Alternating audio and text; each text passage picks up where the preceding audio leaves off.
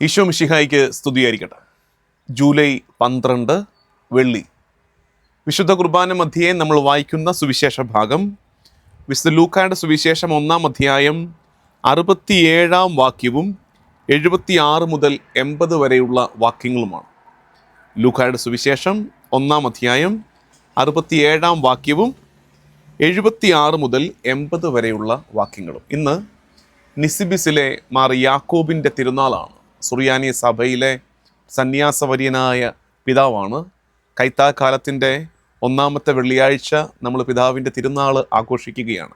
അപ്പോൾ തിരുനാളിൻ്റെ ഭാഗമായുള്ള വായനയാണ്. സ്നാപക യോഹന്നാനെക്കുറിച്ചാണ് ഈ വായനയിൽ വരുന്നത്.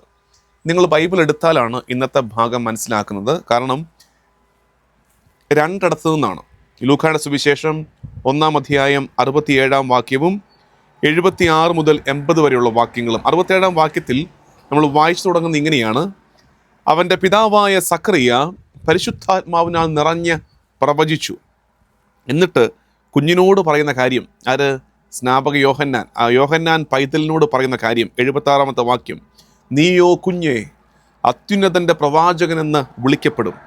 കർത്താവിന് വഴിയൊരുക്കാൻ അവിടുത്തെ മുമ്പേ നീ പോകും.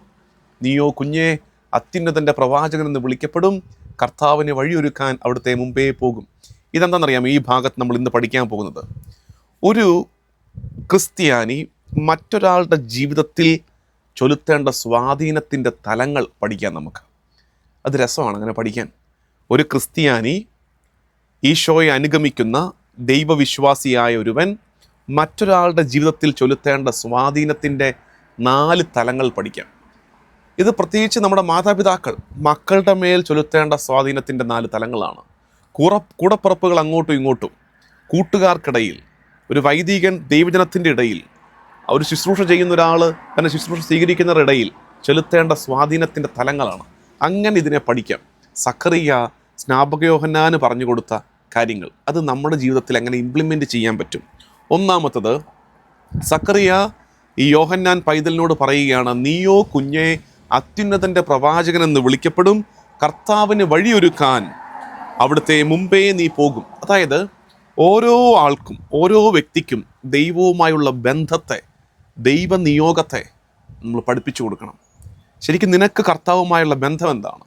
നീ കർത്താവിൻ്റെ പ്രവാചകനാണ്, അത്യുന്നതൻ്റെ പ്രവാചകനാണ്. നിൻ്റെ ദൗത്യം എന്താ? കർത്താവിന് വഴിയൊരുക്കാൻ പോകണം. അതായത് നമ്മുടെ ജീവിതത്തിലെ ദൈവിക പദ്ധതി മറ്റുള്ളവർക്ക് പറഞ്ഞു കൊടുക്കണം.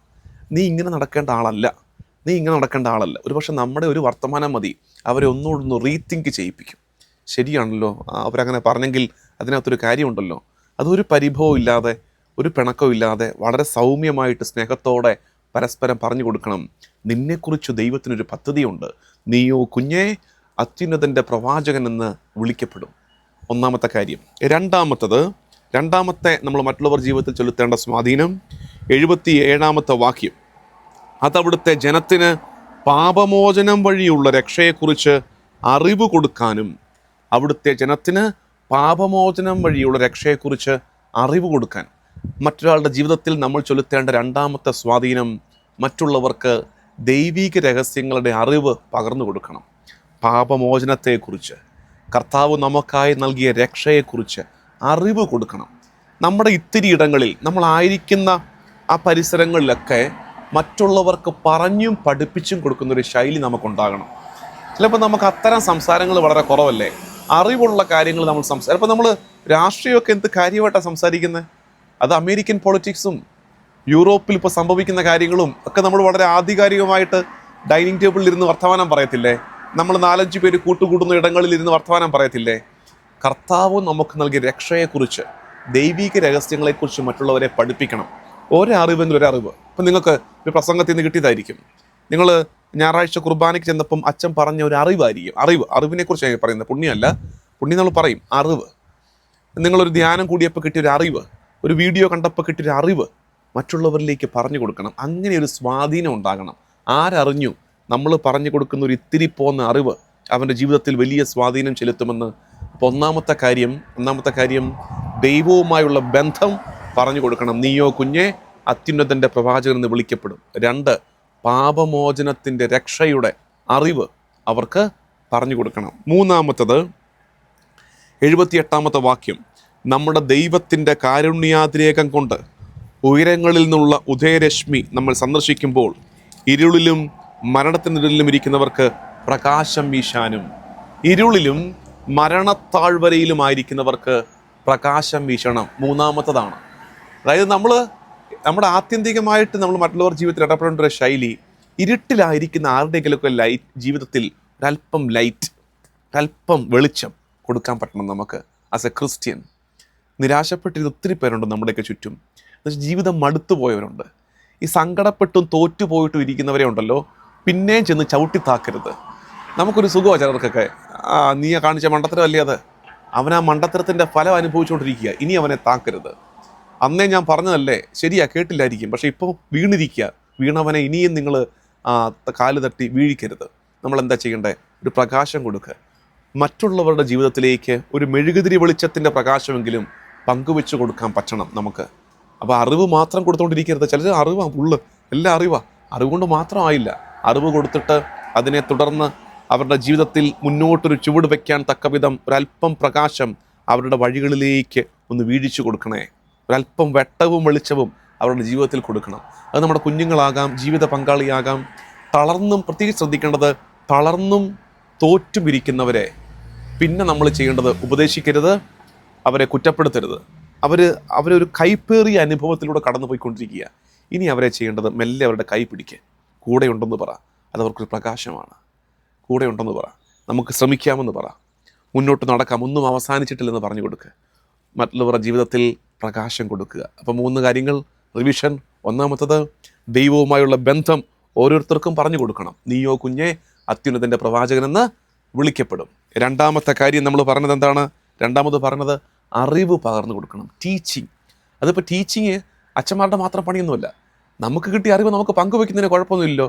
കേട്ട ഒരു കാര്യം വേറൊരാളോട് പറഞ്ഞു കൊടുക്കുന്നതിന് തെറ്റുള്ള അറിവ് പങ്കുവെച്ച് കൊടുത്തുകൊണ്ടിരിക്കണം. 3, മറ്റുള്ളവരുടെ ജീവിതങ്ങൾക്ക് ഒരല്പം പ്രകാശം കൊടുക്കണം.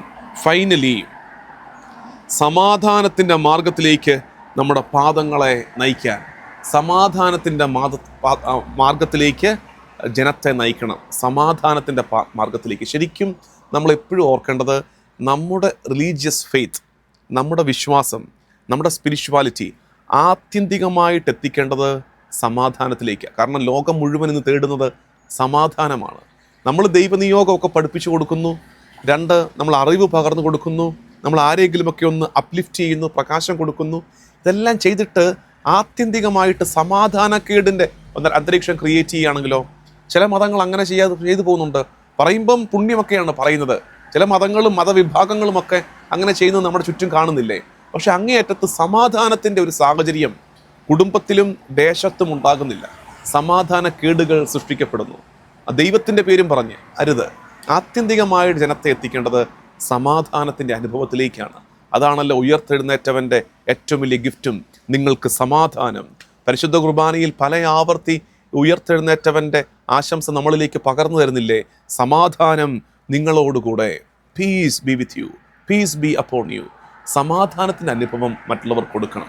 ശരിക്കും നമ്മളോട് മിണ്ടുന്ന ഒരാൾക്ക് 10-15 മിനിറ്റ് നമ്മളെ കേട്ട് കഴിഞ്ഞിട്ട് അതിനകത്ത് അറിവ് പകർന്നു കൊടുത്തു, പ്രത്യാശയുടെ വാക്ക് കൊടുത്തു, എല്ലാം കഴിഞ്ഞിട്ടൊരു 15 മിനിറ്റ് കഴിയുമ്പോൾ അവരവസാനം പറയുമോ, അദ്ദേഹത്തോട് മിണ്ടിക്കഴിഞ്ഞപ്പോൾ, അവളോട് മിണ്ടിക്കഴിഞ്ഞപ്പം എന്തൊരു സമാധാനമാണ്, എന്തൊരു സമാധാനമാണ്. ആ സമാധാന അനുഭവത്തിലേക്കാണ് നമ്മളെല്ലാവരെയും എത്തിക്കേണ്ടത്. പ്രിയമുള്ളവരെ, നമ്മൾ ഇന്ന് ചിന്തിച്ചത് സഖറിയ സ്നാപക യോഹന്നാനെ നോക്കി പറഞ്ഞു കൊടുത്ത നിയോഗങ്ങൾ നമ്മുടെ ലൈഫിൽ നമ്മൾ പഠിക്കാൻ ശ്രമിക്കുകയായിരുന്നു. അത് നമ്മുടെ ലൈഫിലേക്ക് നമ്മൾ കൊണ്ടുവരണം. ഒപ്പം നമ്മളിന്ന് മെയിനായിട്ടും കൊടുത്തത് മറ്റുള്ളവരുടെ ജീവിതങ്ങളെ നമ്മൾ എങ്ങനെ സ്വാധീനിക്കണം, ആ സ്വാധീനത്തിൻ്റെ 4 തലങ്ങൾ പഠിക്കുകയായിരുന്നു നമ്മൾ. ഒന്നാമത്തത് ദൈവനിയോഗം, നീയോ കുഞ്ഞെ അത്യുന്നതൻ്റെ പ്രവാചകനെന്ന് വിളിക്കപ്പെടും. 2, മറ്റുള്ളവർക്ക് പാപമോചനത്തെക്കുറിച്ച്, രക്ഷയെക്കുറിച്ച് അറിവ് പകർന്നു കൊടുക്കുക. 3, ഇരുട്ടിലായി പോയവർക്ക്, കുറ്റാക്കൂരിരുട്ടിൻ്റെ മധ്യേ വഴിയറിയാതെ പെട്ടുപോയവർക്ക് ഒരല്പം പ്രകാശം പങ്കുവെച്ചു കൊടുക്കുക.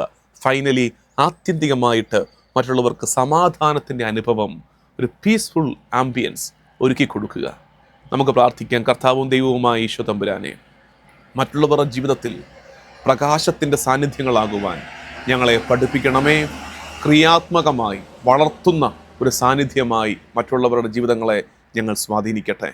നമ്മുടെ കർത്താവ് ഈശോ മിശിഹായുടെ കൃപയും പിതാവായ ദൈവത്തിൻ്റെ സ്നേഹവും പരിശുദ്ധാത്മാവിൻ്റെ സഹവാസവും എന്നും എല്ലാ കാലവും കൂടെ ഉണ്ടായിരിക്കട്ടെ, ഇപ്പോഴും എപ്പോഴും എന്നേക്കും. ആമേൻ.